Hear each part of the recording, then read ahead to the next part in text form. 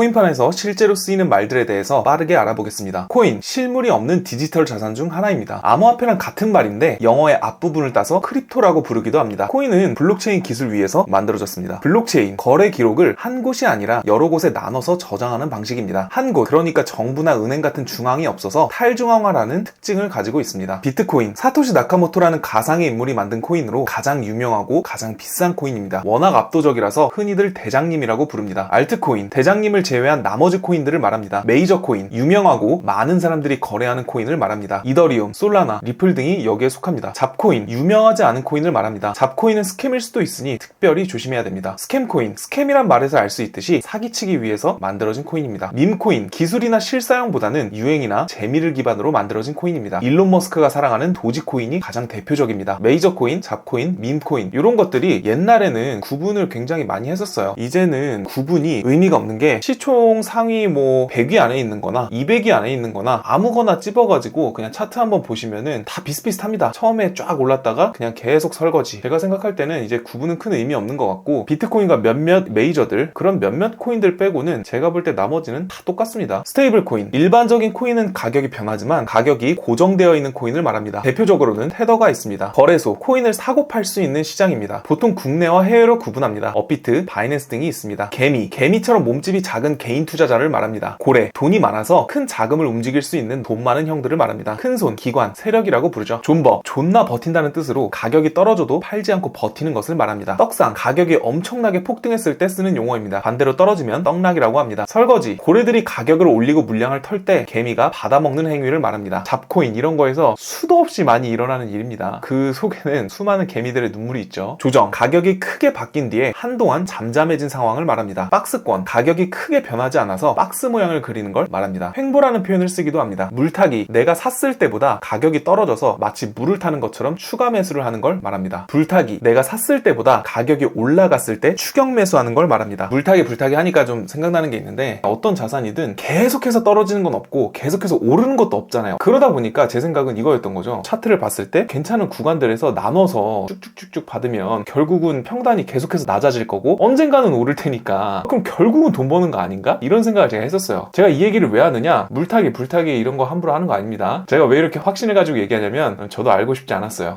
상한가 따라잡기라는 뜻으로 상한가를 찍었을 때 사는 전략을 말합니다. 반대말로는 핫다가 있습니다. 매수와 매도, 매수는 사는 행위, 매도는 파는 행위를 말합니다. 호가, 코인을 거래하기 위해 가격을 제시하는 걸 말합니다. 그래서 거래할 때 보는 이 창을 호가창이라고 말합니다. 캔들, 일정 시간 동안 가격의 움직임을 한 번에 보여주는 막대입니다. 기준이 되는 시간에 따라 일봉, 주봉 등으로 나누어 부릅니다. 캔들은 몸통과 꼬리로 구성되어 있습니다. 양봉, 음봉, 양봉은 가격이 올랐을 때 생기는 캔들입니다. 초록색으로 표시되는 경우가 많아서 메루나라고 하기도 합니다. 반대로 음봉은 가격이 떨어졌을 때 생기는 캔들입니다. 빨간색으로 표시되는 경우가 많아서 스크류바라고 하기도 합니다. 익절과 손절, 수익이 났을 때 이익을 확정하기 위해 파는 것을 익절, 손실이 났을 때 빠져나오는 것을 손절이라고 합니다. 롱 포지션, 가격이 올라갈 거라고 생각하고 들어가는 전략입니다. 숏 포지션, 반대로 가격이 내려갈 거라고 생각할 때 사용하는 전략입니다. 그런 말이 있어요. 숏은 명예를 얻지만 롱은 돈을 얻는다. 숏은 진짜 안 치는 게 좋아요. 좀 과장되게 말하면 숏 포지션이라는 이 시스템 자체가 사실 개미를 털기 위해 만든 시스템이에요. 그런 말도 있어요. 물려도 롱에 물려라. 이게 결국 이 자산시장은 우상향한다는 전제 하에 투자를 하는 거잖아요. 항상 롱이 유리할 수밖에 없어요. 이론적으로 봤을 때 숏이 먹을 수 있는 최대 한도는 100%죠. 가격이 100% 이상 떨어질 수 없잖아요. 마이너스로도 가진 않잖아. 근데 롱은 어때요? 이론상 수익률 무한대입니다. 맞죠? 500%가 오를지 1000%가 오를지 10,000%가 오를지 어떻게 알아? 그렇기 때문에 이론상으로 봤을 때 수익률도 다르고 이 시스템 자체가 숏이 불리하죠. 버블, 거품처럼 가격이 과도하게 부풀려진 상태를 말합니다. 장투, 장기 투자의 줄임말로 오랜 기간 동안 보유하는 투자 방식입니다. 반대로 초단위로 거래하는 방법을 스캘핑이라고 합니다. 이 이미지는 누가 만들었는지 모르겠지만 진짜 잘 만든 이미지라고 생각해요. 진짜 이게 전 너무 와닿았어요. 이 그림이. 저도 옛날엔 이렇게 아름다운 줄 알았어요. 우리가 생각할 때 이렇게 평평하고 평탄한 길 같지만 이게 이렇습니다. 난 이제 100만 원씩 진짜 좋은 자산을 10년 동안 투자할 거야. 그러면은 그 안에서 마음이 한 2만 번은 바뀔 겁니다. 아씨, 내가 종목 잘 골랐나? 아, 이거 사는 게 맞나? 아, 이거 다른 게 더 좋아 보이는데? 별 생각 다 들 거예요. 그래서 대단한 거예요, 그 장투자들이. 진짜. 어쨌든 쉽지 않지만 장투가 좋은 거는 진리라고 생각합니다. 도미넌스, 비트코인 도미넌스는 모든 코인의 시총 중에서 비트코인 시총이 차지하는 비율을 말합니다. 도미넌스가 높아지면 돈이 비트코인으로 몰린다는 뜻이고, 낮아지면 알트코인으로 몰리고 있다는 신호로 해석합니다. 에어드랍, 아이폰 그거랑 글자가 똑같습니다. 홍보나 초기 사용자를 확보하기 위해서 무료로 코인을 나눠주는 걸 말합니다. 유동성, 수영장이 있고 바다가 있습니다. 있습니다. 수영장에서는 조금만 움직여도 물이 크게 출렁이지만 바다는 안 그러죠. 유동성이란 쉬움의 정도입니다. 사고 싶을 때 바로 살 수 있고 팔고 싶을 때 바로 팔 수 있고 그 과정에서 가격이 크게 흔들리지 않으면 유동성이 높다고 합니다. 스프레드, 사려는 가격과 팔려는 가격의 차이를 말합니다. 유동성이 작다면 스프레드가 커서 거래할 때 불리해지는 현상이 발생합니다. 슬리피지, 스프레드가 클 때 거래한 가격과 실제 체결된 가격이 달라지는 현상입니다. 김프, 김치 프리미엄이라는 뜻으로 해외보다 한국에서 가격이 더 비쌀 때 쓰는 말이죠. 지금은 김프가 막 한 4%, 5% 끼면 와 진짜 많이 꼈다 이런 얘기 나오는데 2017년 막 이럴 때는 60%, 70% 이렇게 꼈었어요. 미친 거죠. 쉽게 얘기하면 내가 해외에서 비트코인을 사서 한국에서 비트코인을 팔면 60%, 70% 비싸게 팔 수 있다는 거예요. 그래서 그 당시에는 해외에서 사서 한국에서 팔고 다시 그 돈을 해외로 가져가고 그걸로 또 사서 팔고 이렇게 돈 복사하는 김프 따리꾼들이 꽤 있었던 걸로 알고 있어요. 들은 바에 의하면 중국에서 따리꾼들도 많이 왔다고 이야기를 많이 들었습니다. 레버리지, 레버리지는 실제보다 더 큰 돈을 갖고 있는 것처럼 거래하는 방법입니다. 만약에 내가 100만 원이 있을 때 1%를 벌면 만 원을 벌지만 레버리지 10배를 땡기면 10만 원을 버는 거죠. 반대로 잃는 것도 대신 10배를 잃는 겁니다. P2E, 게임하면서 보상을 받는 구조로 쉽게 말하자면 쌀먹입니다. 이 얼마나 센세이셔널해. 이게 초창기에 진짜 난리가 났었죠. 안 믿길 수 있는데 엑시 인피니티라고 가장 유명했던 P2E 게임이 있습니다. 아마 코인 좀 오래 하셨던 분들은 다 아실 거예요. 제가 아는 분이 이걸로 200억을 땡겼어요. 200억을. 그리고 뭐 이민인지 아닌지 모르겠지만 일본으로 가셨죠. 근데 P2E가 잘 되기가 어려운 게 게임의 본질이 뭐죠? 재밌으려고 하는 거잖아요. 재밌으려고. 재미없는 게임 하는 사람 없잖아요. 근데 이 P2E는 뭐예요? 게임을 하는 게 목적이 아니라 돈을 버는 게 목적이에요. 이게 누가 이거를 재미 목적으로 해? 퀄리티 개쓰레기. 이거 아니 퀄리티 봐봐. 무슨 우리 한 20년 전 플래시 게임 수준이에요. 플래시 게임. 이런 거 솔직히 재미없거든요. NC소프트, 막 블리자드 이런 애들 전 세계 최고 똑똑한 애들 다 모여가지고 게임 개발해가지고 막 그렇게 하는데 그런 게임도 호평받을까 말까 하는데 팀원 몇 명이나 된다고 일주일 한 달 만에 만들어낸 게임이 재밌어봤자 얼마나 재밌겠어요. P2E가 기본적으로 후발주자들이 있어야 선발주자들이 돈을 버는 시스템이에요. 이 게임을 해서 게임 코인을 얻었어. 게임 코인을 팔아야 되잖아요. 근데 그럼 게임 코인을 누가 사주느냐? 후발주자들이 그 코인을 사주겠지. 그러니까 이게 시스템이 다단계 구조예요. 다단계 구조. 장기적으로 보면 절대 잘 될 수가 없다. 엄청 했어요. 저도. 손대는 족족 저 막 돈 다 날렸죠. 다 개망했습니다. 진짜. P2E에 쓴 돈이 얼마냐. 지금 생각하면 제가 진짜 병신 중에 상병신인데 그때는 그랬어요. 그리고 그 일본 갔다는 그분도 P2E로 돈을 그렇게 땡겼잖아. P2E를 못 끊는 거야. 그래서 저한테도 몇 개 막 추천해주고 해서 저도 하고 했었거든요. 근데 또 막 그렇게 될 거라고 생각을 하셨는지 P2E에 엄청나게 투자를 많이 하신 걸로 알고 있고 근데 지금은 그 형님도 언젠가부터 연락이 끊겼어요. 연락이 안 됩니다. 요즘에는 뭐 한국에서 찾을 수도 없고 P2E는 이제 앞으로는 보기 힘들지 않을까 하는 생각이 좀 있습니다. ICO, 이 주식의 IPO랑 되게 비슷한 거예요. 자금을 먼저 모으는 거죠. 우리 아직 코인 발행하지도 않았는데 우리가 얼마에 팔 건데 살 사람 사 이렇게 하는 거죠. 근데 이거 ICO 하니까 생각나는 건데 2017년인가? 그때 ICO 붐이 일었었어요. 이더리움이 ICO 코인이에요. 그때 당시 가격이 얼마였냐면 0.3불이었습니다. 지금 얼마야? 지금 이더리움 대충 뭐 한 3,000달러 정도 되죠. 10,000배가 오른 거 10,000배. 이게 제가 ICO가 왜 기억에 남냐면 제가 아는 친한 형이 트론 ICO를 참여했었어요. 트론 ICO 가격이 이게 0.002달러인가? 근데 이게 지금 0.3달러 정도니까 150배가 올랐잖아요.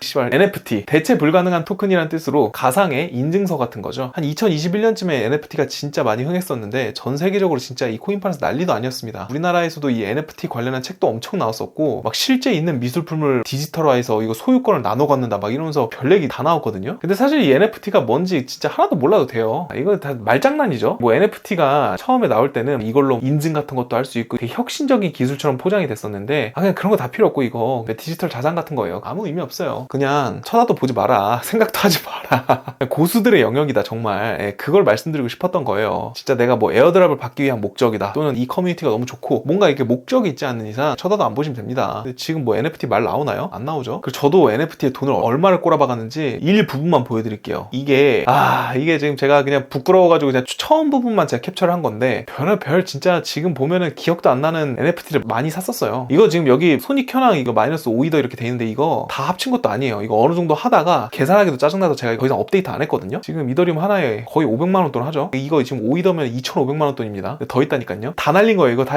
UFC 팩이 뭐냐면 이거 UFC 또 선수들 가지고 뭐 한다고 깝죽대는 별의별 진짜 제가 가지고 있는 NFT들이거든요. 이거 말 사가지고 경주시키는 게임이었어요. 이거. 그래서 이거 NFT가 없으면 게임을 못했어요. 제가 산 말입니다. 이거 그때 당시에 이 말 하나의 가격이 50만원 100만원 돈 했거든요. 제가 엄청 샀잖아요. 왜 이렇게 여러 개 샀겠어요. 비싸지면 팔라고 별짓 다 했고 결론은 뭐다? 다 쓰레기다. 아무 의미 없다. 그러니까 절대 제 구독자님들은 쓸데없는 거에 눈 돌리지 마셔라. 그 경험은 제가 다 했는데 이해 안 가시고 좀 뭔가 이렇게 눈이 돌아갈 것 같으시면 저처럼 강제로 알게 되시면 됩니다. 저도 알고 싶지 않았는데 강제로 알게 됐죠. 다 헛소리고 다 웃자고 하는 소리고, 진짜 하고 싶은 말은, 제가 이제 깡통을 찬 적이 좀 여러 번 있어요. 이 모든 게 전부 다 조급해서 한탕치기 하려고, 그래서 그런 거거든요. 그러니까 이 한탕주의로 막 나 100배 200배 벌 거야, 내가 이렇게 성급하게 하다가 진짜 전 재산 날리고 막 저처럼 깡통 차고 하면은 진짜 눈앞이 노래집니다. 진짜 이게 경험을 해봐야 아는 건데, 제가 앞에서도 말씀드렸죠. 저도 알고 싶지 않았다고. 저도 알고 싶지 않았어요. 강제로 알게 된 거고. 어쨌든 포모에 젖지 마시고 여러분들은 여러분들만의 템포를 찾으시길 바라고요. 차근차근 한 단계씩 가시길 바랍니다. 그렇게 하다 보면 좀 눈에 보이는 것도 생기고 실력도 늘고 하면서 가는 겁니다. 내 말은 이렇게 하지만 저도 쉽지 않은 거 알고 있어요. 왜냐하면 저도 지금도 쉽지 않거든요. 신기술, 혁명 다 좋죠. 다 좋은데 우리는 현실에 투자해야 된다는 겁니다. 위험자산은 꿈을 먹고 자란다는 게 진짜 맞는 말이에요. 솔직히 좀 쪽팔리고 지금 생각해도 어이가 없는 게, 맨 처음에 제가 샀던 코인이 인공위성 쏜다고 했었거든요. 이거 아시는 분들 있을 거예요. 인공위성 쏜다고 막 떡상하고 그랬거든요. 당연히 개소리죠. 인공위성 뭐 아무나 쏩니까? 진짜. 아니 이거 코인 프로젝트 팀원들이 3, 4명인 경우도 많고 10명 안 되는 게 일상다반사예요. 근데 팀원 몇 명이서 그 인공위성 쏜다고 하는 게 개소리잖아요. 진짜 개소리. 근데 그 뉴스 뜬 거 보고 그 코인을 산 흑우 병신이 접니다. 아무튼 저처럼 헛짓거리 하지 마시고 조급하게 생각하지 마십시오. 인생 역전 좋은데 그걸로 한 번에 전 재산 날리는 것도 한순간이야, 한순간. 나중에 기회가 되면 제가 어떤 상황에서 어떻게 돈을 잃었고 얼마나 제가 바보고 병신이었는지 제가 한번 말씀드려 보겠습니다. 저한테는 되게 부끄러운 얘기긴 한데 제 구독자분들은 그러지 않으셨으면 좋겠고, 또 제가 어떻게 회복해가고 있는지, 또 회복했는지 막 그런 것들도 말씀을 드릴 테니까 구독을 해주세요. 다른 용어들이나 더 나아가서 코린이라면 알아둬야 되는 다른 영상들도 준비했으니까 한번 봐보세요. 분명히 도움이 될 겁니다. 감사합니다.